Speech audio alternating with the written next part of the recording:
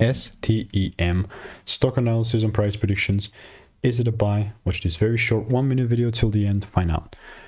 I want to start saying that STEM Incorporated, although went 13% up for the day, for the full on day, I just want you to focus on the higher time frame chart, right? And that higher time frame chart is that unless the price, like if I zoom out, I think it will make a lot more sense, right? That it's in a supply zone, and the most likely thing that could be like could and would, I mean, woods is a big word. I don't like woods.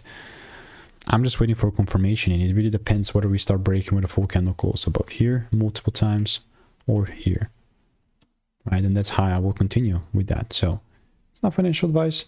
Let me know what is your opinion, and if you want to make more money trading in a simple, lean way, click the first link in the description. That's a free newsletter. And by the way, for the new people here, there's just so many receipts in the Discord about STM. So if you want to stay tuned with that, click the first link in the description. It's a free newsletter.